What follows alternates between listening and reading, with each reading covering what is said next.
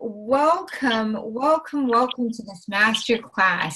As people roll in, we'll start muting them and start adding just more of the intense frequency exchange that we're going to have today. Today is all about your vision.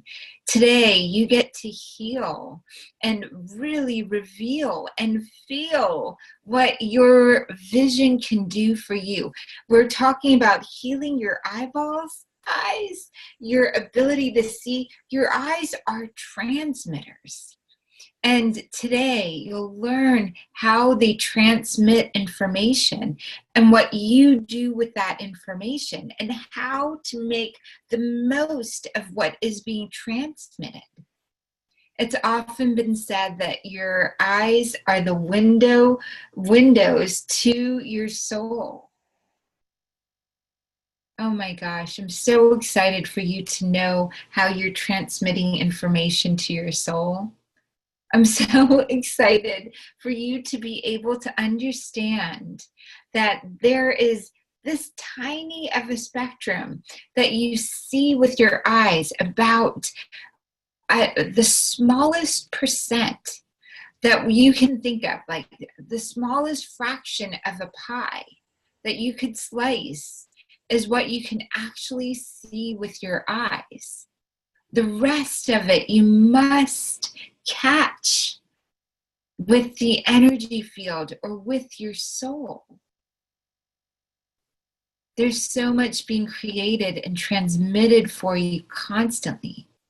You are creating and transmitting constantly. And today, through science, I am a medical doctor by training. I'm a medical intuitive by birth. The reason I do this is I clearly understand and see and hear and feel that we're all one. There truly isn't anything you cannot do when you fully understand you. And that's what we're going to do with your vision today too. When you understand how it works, there's nothing that you won't be able to up-level to or bring to the next level for you. And of course, everything takes practice. Everything that you have takes practice. And you've learned how to see in a particular way already. And this learning how you see can only be shifted by you. And so I'm so excited for you to know and for you to grow your vision.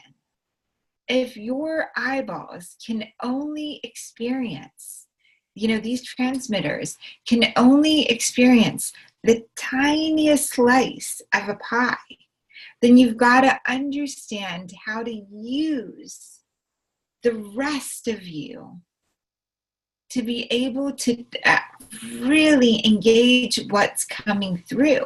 So the narrow spectrum of the visual eye, like the rainbow colors, under certain cameras, under certain light, you can see, right? Carillion photography showed, it was when a leaf was cut, it could show you where the leaf was before. It was an energy signature, right?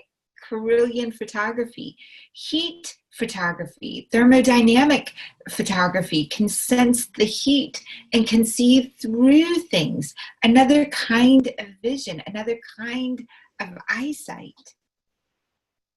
Then echolocation, bats and other organisms that are blind can send out a sound and they can hear back exactly where everything is in the room. Exactly where everything is, how far, how close, the density of it. You've got that possibility too. And if your eyesight is deteriorating, this class is especially for you. It's so much fun that the rest of your life has now begun. It's so beautiful that you're here too. I see you. and all of the great energy that you transmit. And it's so important that you understand how your brain works, how your eyes work. They transmit energy to your soul. They are the windows to your soul. And so first we're going to start with a little bit of this video. And if you're on the telephone, you're going to get the full understanding of it. Every class gets created, MasterClass gets created for you. You're going to understand and love this all the way through. We're going to hit play right here. Your brain is two brains, two hemispheres, each doing half the work of being you. Half your vision goes to each and half your movement directed by each. Right controls left and left controls right. Your two brains coordinate through a wire of nerves, but this wire can be cut and was, for a time, used as an epilepsy treatment. After the cut, people seemed the same, though their brain was split in twain. Some post-split patients described that while selecting their morning outfit with right hand, left might come along to disagree. Actually, left-handed quite often disagree, which these split-brain patients found frustrating. What's happening? To investigate, remember, right brain sees and controls one half, while left brain controls and sees the other. Only left brain can speak. Hello, because that's where the speech center is located. Right brain without this is mute. In normal brains, this doesn't matter because each half communicates across the wire with the other. Split brains can't, and thus you can show just the right brain a word, ask the person, what did you see, and you'll hear nothing. Because left speaking brain saw nothing. Meanwhile, right brain will use its hand to pick the object out of a pile hidden from left brain. This is deeply creepy. Ask, why are you holding the object? And speaking left brain will make up a plausible sounding, but totally wrong reason. I always wanted to learn how to solve one of these. Left brain isn't lying, it's just doing what brains do, creating a story that explains its past actions to its current self. A behavior which does rather cast doubt onto the notion of free will, but that's a story for another time. Creating reasons for why it does things is just something left brains do. It happens in normal, healthy humans all the time, and if you think about it closely, you know you've done this. Back to experiments. Give right brain an object, ask the person what's in your hand, and they won't be able to say. I'm not holding anything. And when asked to draw, a split brain can draw two separate objects simultaneously with each hand in a way unsplit brains find challenging. These experiments on split brain patients are deeply unsettling because they really point in the direction of a mute, separate intelligence, something living in the skull. You can even ask questions of a split brain and get disagreement on the answer. So if your brain is split, who is the you in this situation? From the outside, it's tempting to think of the part of the brain that's speaking as the person. Something is hearing and answering questions. And if the right brain can't speak, it does understand faces, which the left brain can't. If this is you, you don't know who your friends and family are in a crowd.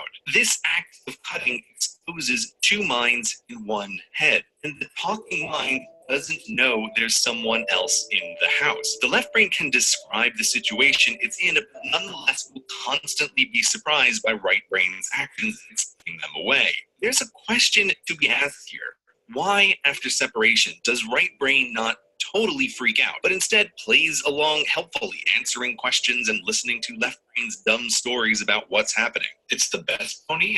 I don't know. Speculation time, but one answer is cutting doesn't make right brain a separate intelligence, consciousness, person, but rather it has always been. In normal people, perhaps right brain grows up as a companion without a choice, feeling at first somewhat equal partners, but then as speech develops, it can't participate in that. Increasingly becomes the central point of life, it resigns to mutely coordinate with left brain. At this moment in your normal head, there are two of you watching this video. One having a mind equals blown moment, and the other mentally rolling its eye at the obviousness of it all. In split brains, right doesn't freak out because not a whole lot has really changed. You might not agree and may be arguing right now why it can't be possible.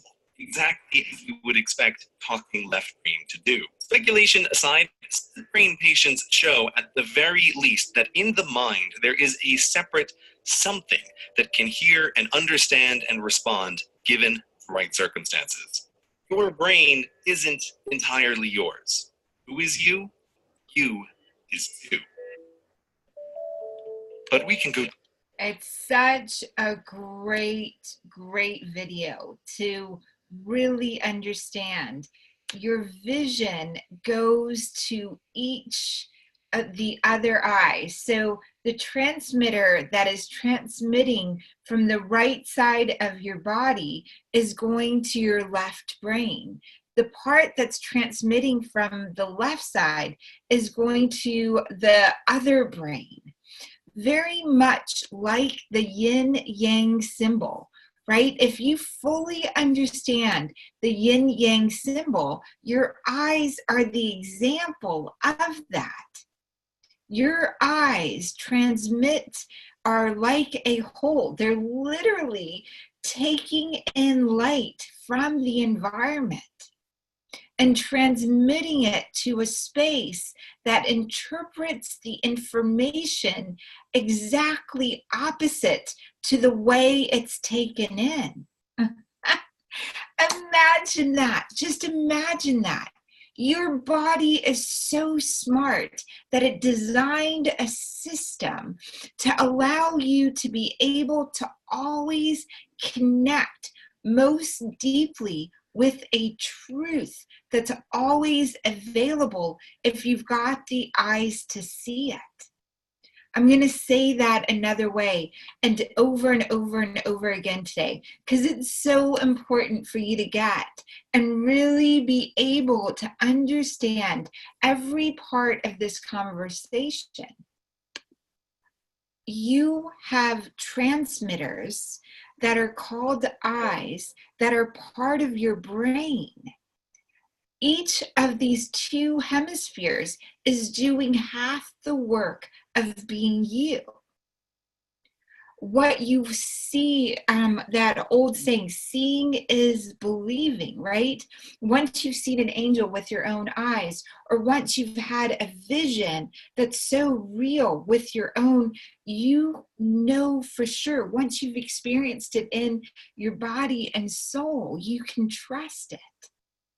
This is what your eyes are designed to help you do. It's designed two sets of eyes, each doing half the work of being you. Half your vision goes to your other part. And when you are stressed out, there is a coordinate of wires, of nerves, but that wire gets cut by cortisol. That wire gets cut by so many things. That wire gets cut, but that transmits so you can see the yin yang, so you can understand and process it.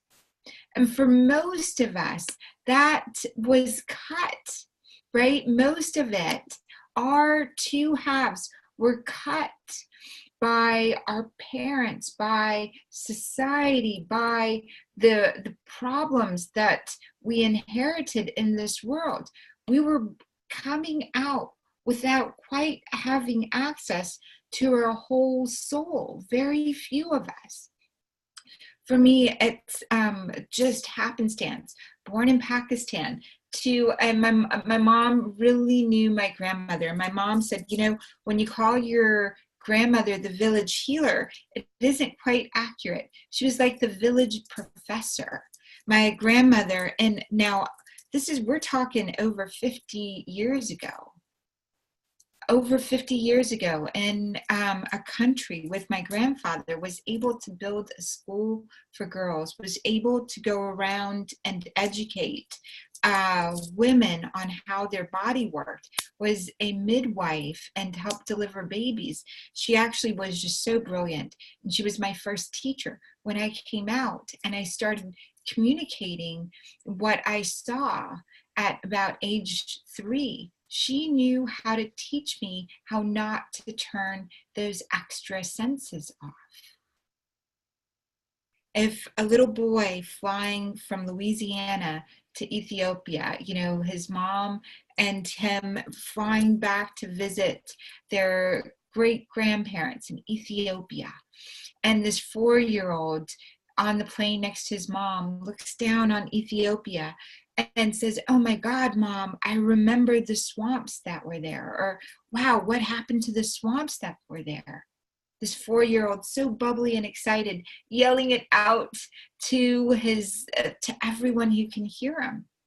And his mom looks down and kind of flushes, and people start chuckling.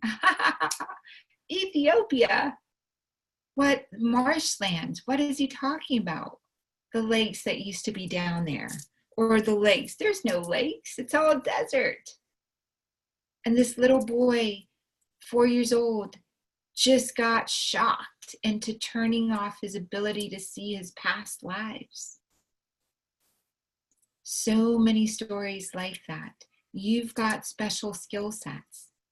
One of the most beautiful things about going to Egypt is you get to initiate your inner eyes, and you understand where stories started from, where learning started. And it's so important that you can get to a place where you can heal your eyes naturally, because first part of you is the spirit. The spirit part, the spirit of that 4-year-old boy that got shut down because he heard people laughing at his remembrance. And he didn't know how to say, "Oh, that's a remembrance." His mom didn't know how to guide him. Everyone around him, maybe even embarrassed for the little boy as well. You've got special skill sets. And your skill sets, your body cannot lie to you. Your spirit is within there. If you eat a chocolate chip cookie, your body knows. It's got to process that. If you look at a situation and didn't fully interpret it accurately, your body knows that. The two halves of your brain. So if you started wearing glasses as a young kid, it usually means that the family dynamics, the epigenetics, what's on top of the genes, has suppressed part of the spirit. There's spiritual energy, there's mental energy, right? There is emotional energy in motion. If you're in stress, 98% of all illness comes from being stressed out. If you're in stress, it means that you are shutting part of your vision off. You're only looking for fast-moving things. That's why all the TV commercials are quickly edited. They will keep you focused even if you're stressed, especially if you're stressed. So interesting that quite often the news is less informative and more stressing, right? Your eyes need to feel, hear, and connect with your spirit. So this is why meditation works. When you close your eyes, nothing's moving fast. It can slow down. You can enhance your hearing of your heartbeat, enhance the hearing of every thought that you're having. The left eye goes to the right brain, the right eye to the left brain. The talking brain doesn't know there's someone else in the house. And the most beautiful thing is you have got a purpose that your spirit, your soul brought you forward into this existence for, to bear your fruit to bear your fruit, to bear your thoughts, to bear your energy, to bear your love, to bear the way you see the world. For your special gifts, the mental, your eyes, the light goes through the two halves, and you have to give words to it. You have to give emotion to it. And then you physically really get to experience it. So if in the past, your interpretation of a person wasn't accurate, your body knows. Your vision goes just a little bit. And this is stuff that we've seen in labs. When you start framing someone with a negative connotation, in politics, it's really interesting. You want to be the first politician that introduces your own name into a group or into society, because you want them to see you clearly. If there's a negative connotation to you, it's much harder for people to engage the energy part of their brain. That's why negative mudslinging politics works so well. If you've been labeled, or if things get labeled negatively, so much is labeled negatively so that you will not know how to accurately see for yourself, hear for yourself, feel for yourself. And it's so important to physically, mentally, emotionally understand what your eyes look like, what you can experience, what you can see. Let's see if we can do a page share again. Your purpose develops your brain. Your purpose develops your vision. If your purpose is to keep your children safe, and you're going to always notice anyone that's dangerous around.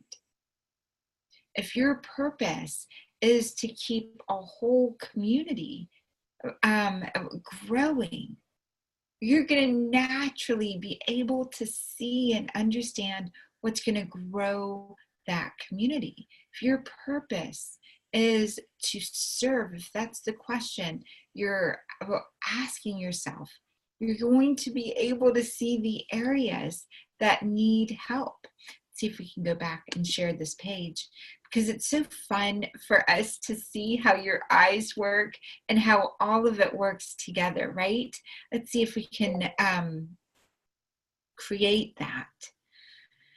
This sharing of the page right here again. Here we go.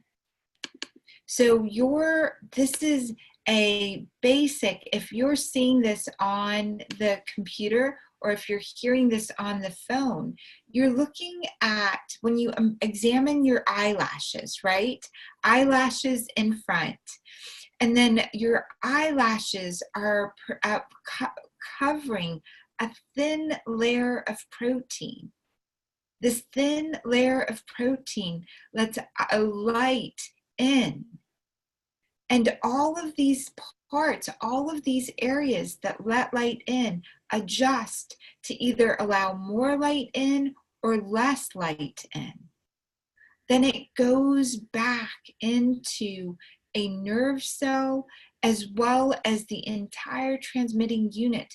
Your eyeball has amazing levels of nerve cells.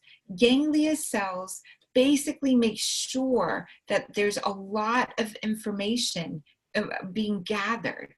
Bipolar cells, which is deeper and deeper layers, make sure that you're able to differentiate the dark from the light.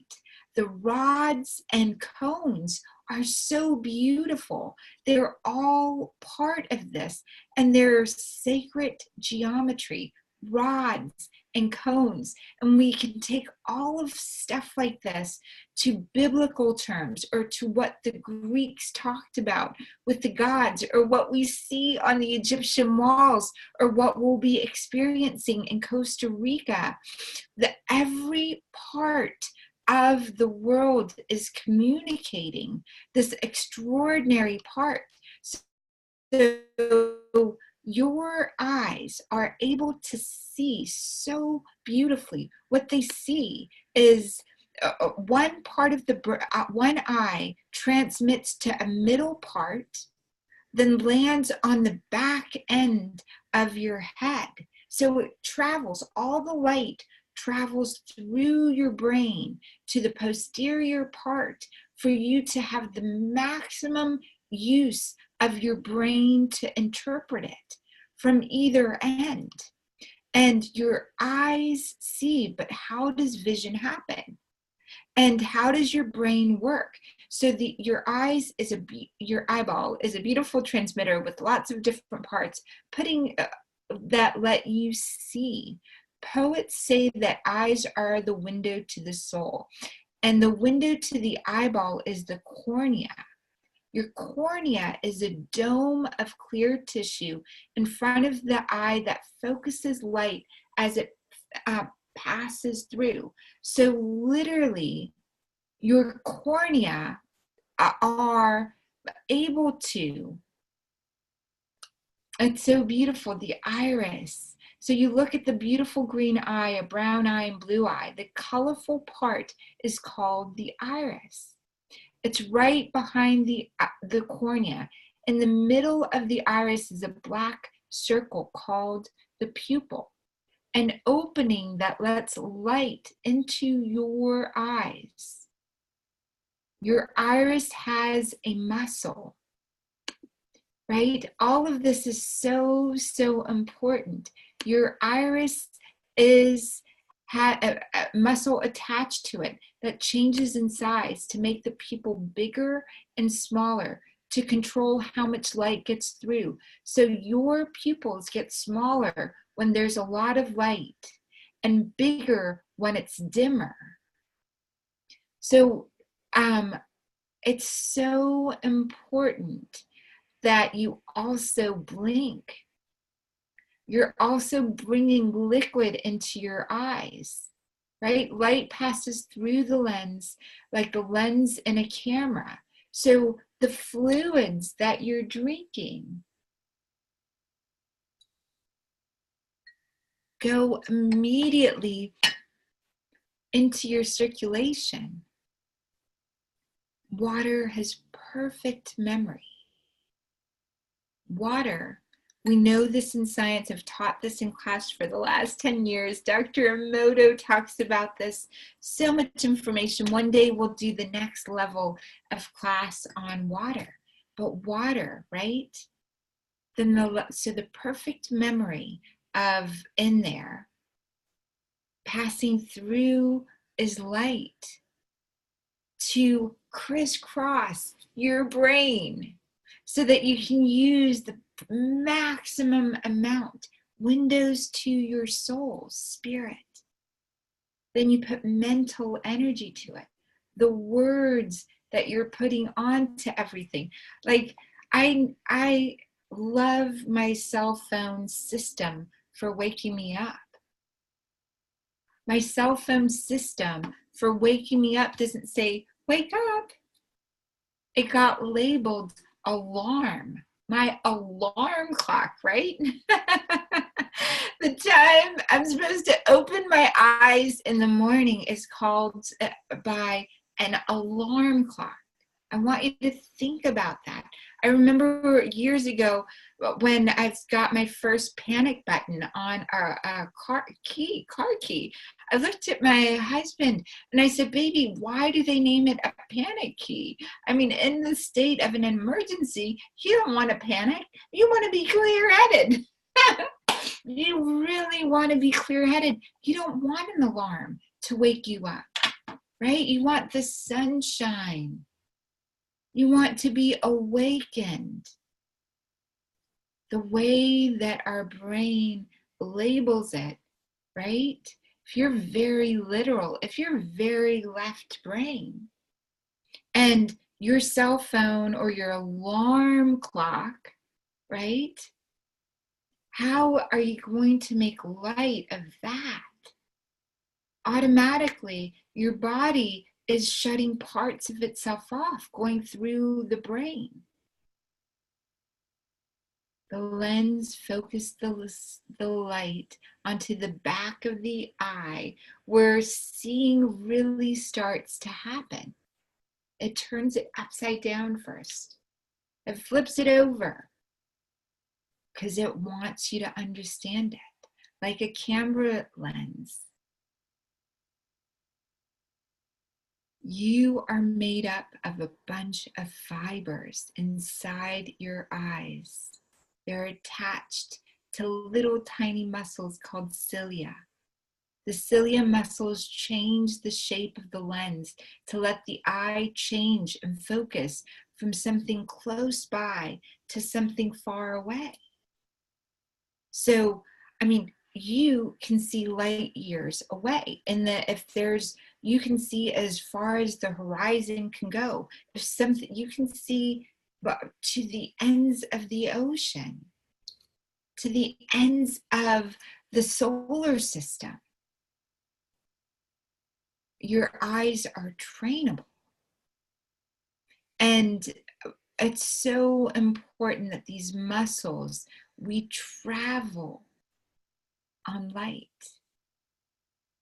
Your muscles, your body, your soul, your information travels on light. The retina has millions of light sensitive cells called rods and cones. So about 120 million rods and 7 million cones in each eye. And there are certain foods that are neurotoxins. There are certain foods that allow you to become connected to your ability to see a lot more. So, but as Carolyn Mace says, all the wheatgrass juice in the world won't heal you if you're lying. And I add lying to yourself. All the wheatgrass juice in the world won't heal you if you're lying to yourself. And most often, we're lying to ourselves about ourselves. We're lying to ourselves because we don't fully understand things as simple as alarm clock, right? Or the panic button. Our left brain is very literal. And so now every time that's being transmitted, unless you've already assessed it and grown yourself larger than it, right? It's your eyes transmit messages to your brain about what you're seeing. The rods and the cones change the colors and the shape you see into 1 million nerve messages. Those messages are carried along the optic nerve to your brain. It's like your eyes is sending a soul's report, right? On what you're seeing. And your soul is opened or closed by the language that you're using. Now, the left brain is only about the past and the future. Your right brain is all about here and now, connected to everything.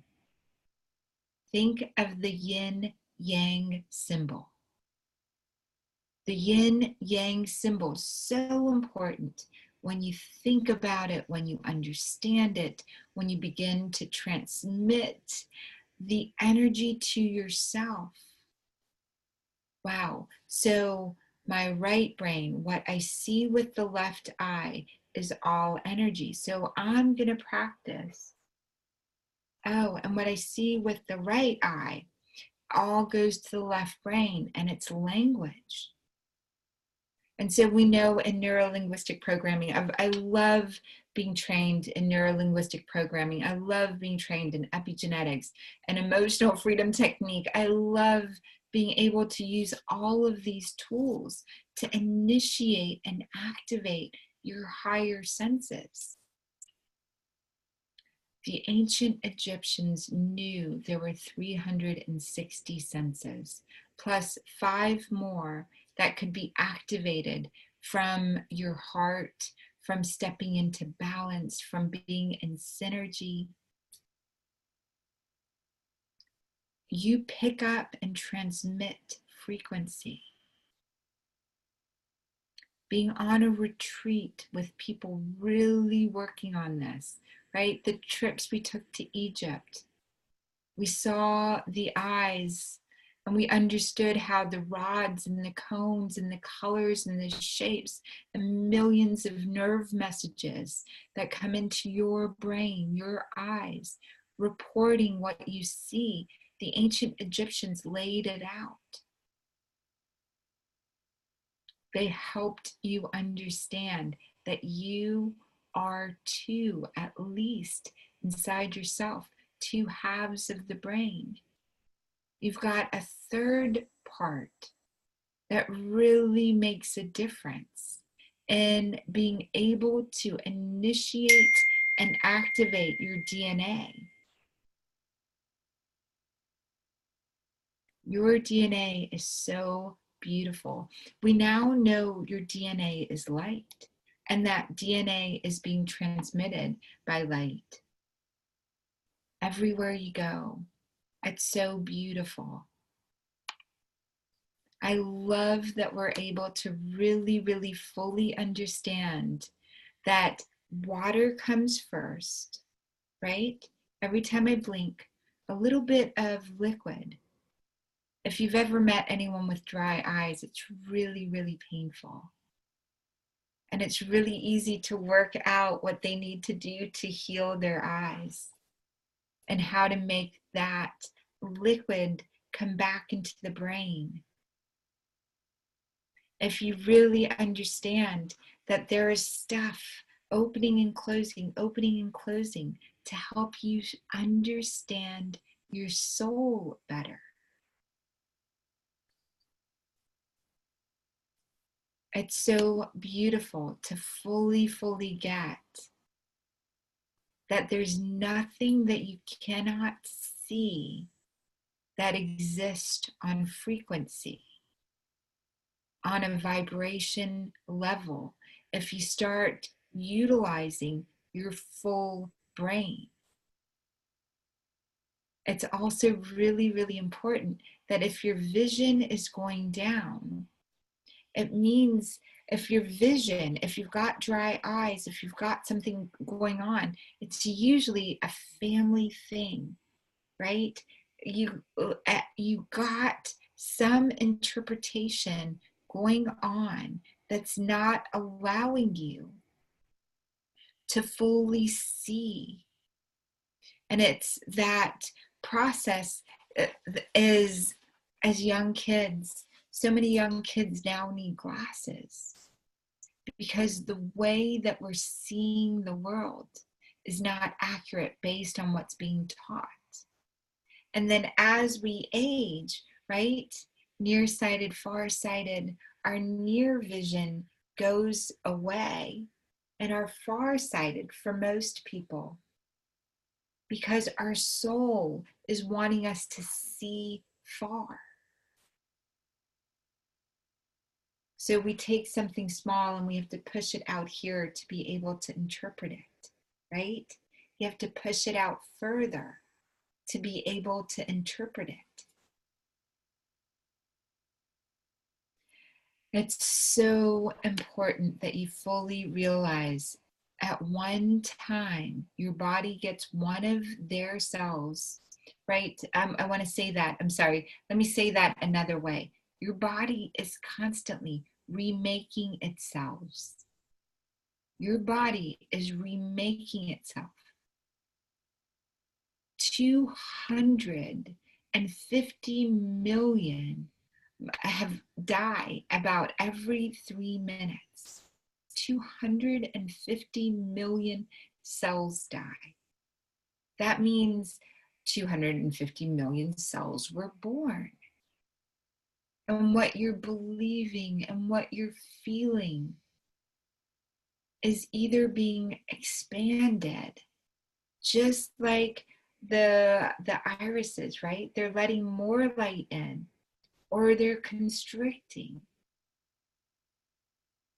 In a 7-year period, most of your cells are replaced at least once. And every time your cells setups change, you're slightly different than before. So part of you is dying constantly. If you're lucky enough to grow, right? I don't say grow old. If you're lucky enough to grow, you would have cycled through roughly 1 billion cells. So what you consider yourself really right now is just a snapshot.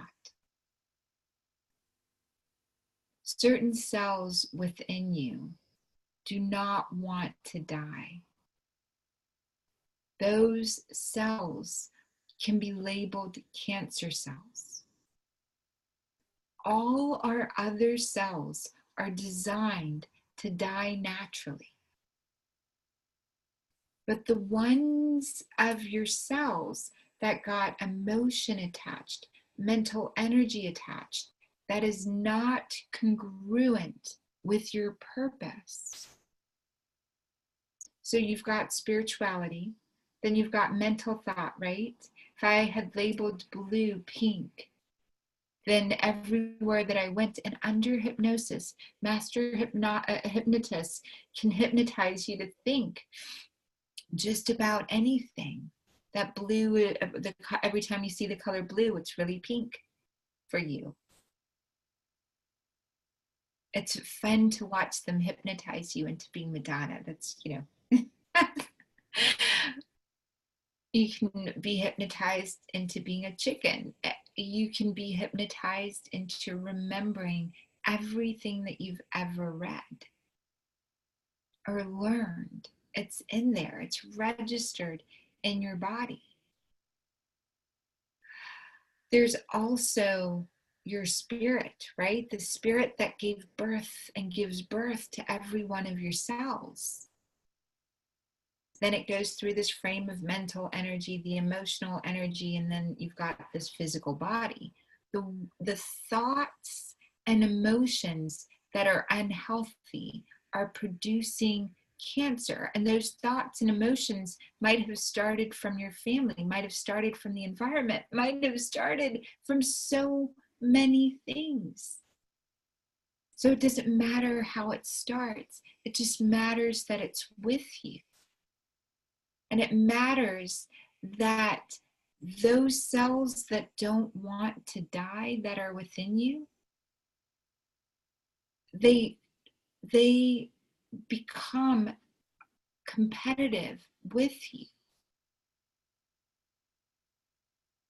So what does this have to do with your eyesight, right? What does this have to do with all of the influence of light that's coming in? Your purpose is the strongest thing in your spirit. And your purpose will create dis-ease in order to wake you up. And you will either get more energy from the mitochondria, the power plants of the cell. And these mitochondria were once bacterial cells. And an average cells has hundreds and hundreds and hundreds of them. Either you're bringing in more light and becoming more light, or you're actively looking to find more light. water first. Water has perfect memory. Light comes in, it crosses between the two halves of your brain. So logical thought, if your thoughts are not consistent with truth, your body starts shutting down a little bit of the eyesight. If you're, and I'm going to answer specific questions, but every part of you is communicating with you that you are it. You're the one that's creating the experiences. 4 billion bits of information come into your eyes every second. Only 2,000 of those can register. Those 2,000 parts are mostly determined by your emotional state. It's so fun to experience this together and to be able to show you how to see more. If you've had parts of your brain cut out, right? If you had a stroke, if you had an aneurysm in the brain, it's really important for you to fully recognize that there is a spiritual reason, because more of you wanted to be awakened in parts of your brain. And I'm so excited to answer those questions. For every disorder or dis-ease, there's a physical reason for it. There's an emotional reason for it. There's a mental reason for it. And there's a spiritual seed in there wanting to be birthed. And we'll get the rest of this class as we're answering questions for each of the people that are on board in this call for each of you guys. I'm so excited that you're here and that we'll really be able to dive in and see what your past means in the current moment.